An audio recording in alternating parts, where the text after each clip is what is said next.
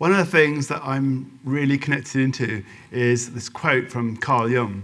He said that people don't have ideas, ideas have people. Right now, there's an idea in each of you that's trying to express itself through who you are and what you're doing and the difference that you're trying to make in the world. Whether that's through your work, your family, your community, wherever it is, it's trying to find its way through and make a difference in this world. The question is, what idea are you? 13 years ago, I began the journey of trying to answer that question for myself. And unfortunately, at the time, I thought I had an idea of who I was, but it turned out I had no idea who I was or what my role was in the world.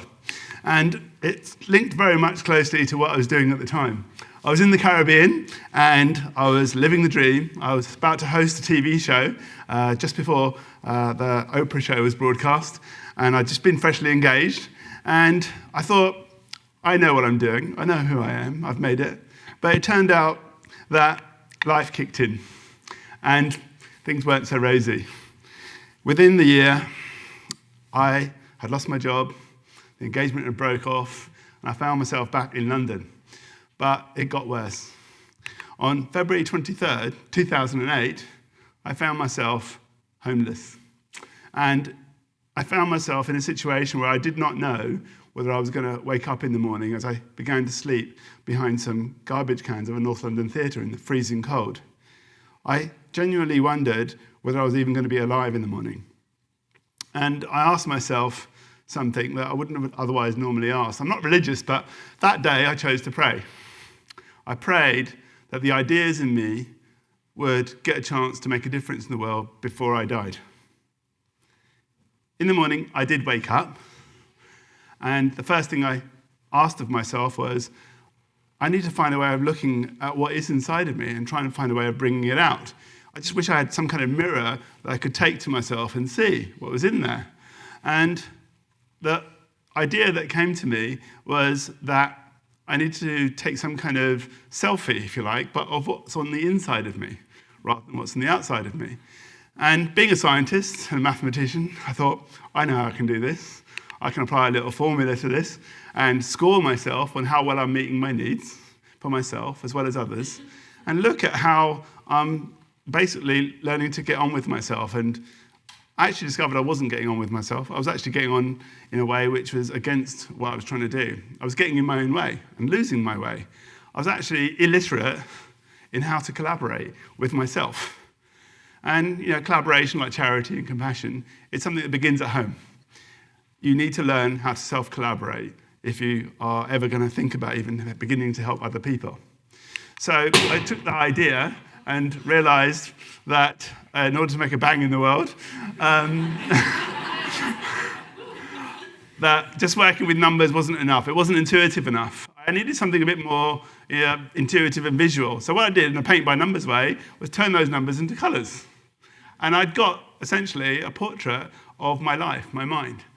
The idea was to actually not use the numbers at all, but actually see if I could just put the colours onto a canvas straight away. And the result was I created an app. And that app gave me the same picture, but I didn't have to go through the numbers. I could just literally paint on the canvas that I've got on a digital screen. The result was a selfie of my life, of my mind. And that's what you see up on the screen at the moment. It's the first ever selfie of my mind. It's a mental selfie, as I came to call it. And that mental selfie, though, was just a picture. What I really needed was that gave me a chance to act, something that gave me a direction and not just a picture of things.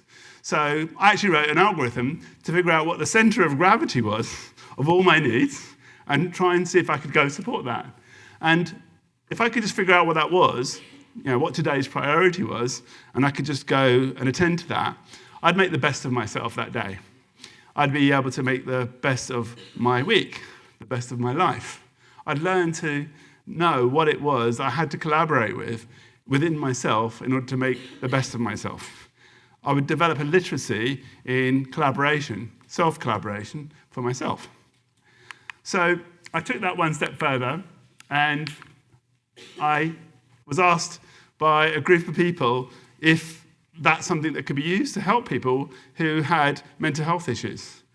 And I went into a hospital, and over a 12-week program, I was asked to see if a selfie could be used to help these people to track their own state of mind and help them figure out the center of gravity of their needs each day and make the best of their day each day. And I did actually get to do that. But the consequences of that was that we had all these pictures, but we weren't able to really see where these people were going to end up in the future. So I took the selfie images from each of these people, and I stitched them together like frames in a film strip. And I actually ran it like a movie. And you could watch the flow of someone's mind week after week.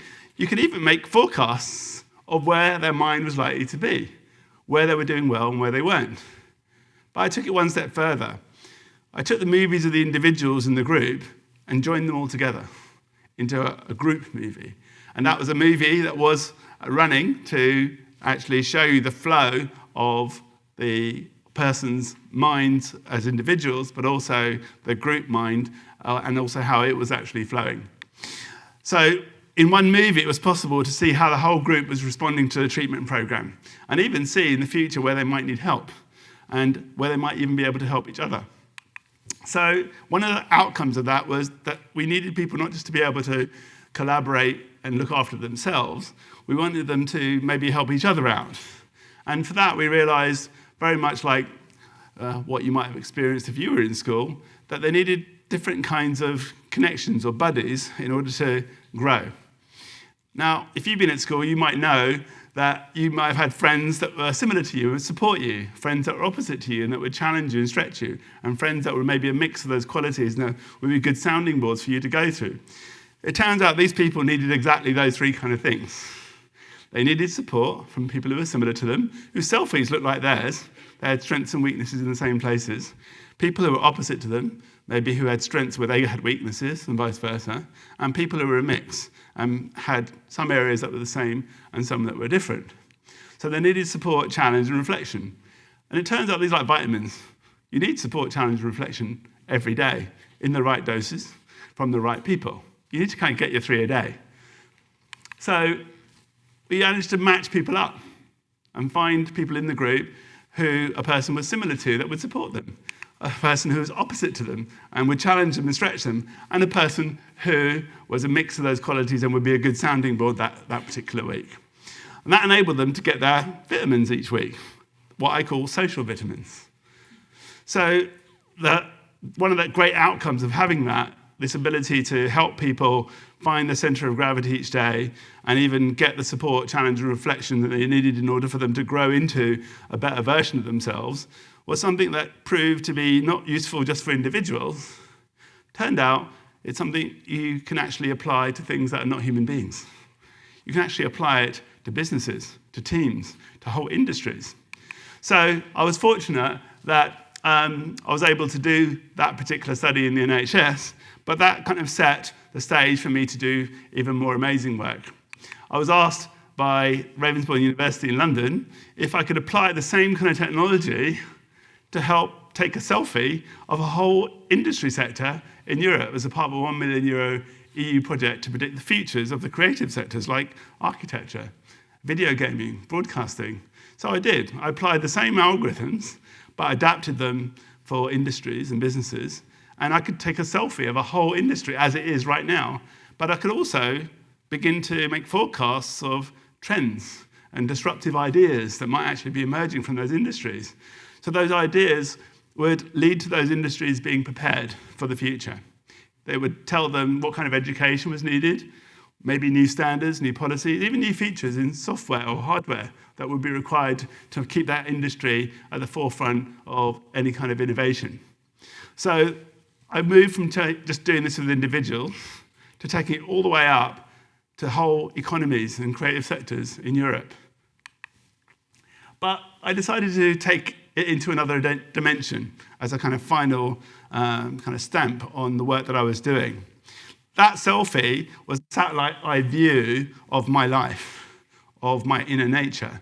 And what I wanted to do was actually see it much closer, maybe at ground level.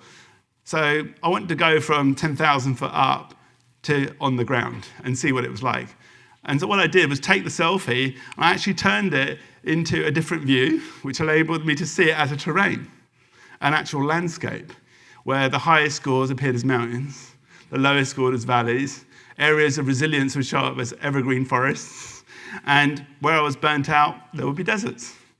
And the consequence was that world I created is a virtual world of my inner nature, my mind. It's a virtual world of my mind.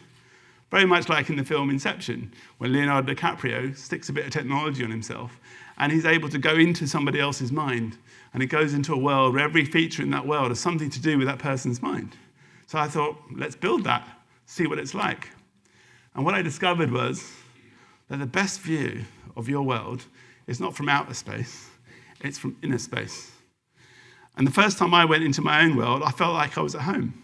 I got a feeling of deja vu, like I'd been here before. But of course I had. I've been living in there all my life, but I'd never seen it. And when I did this for other people, they said the same things. I feel like I've been here before.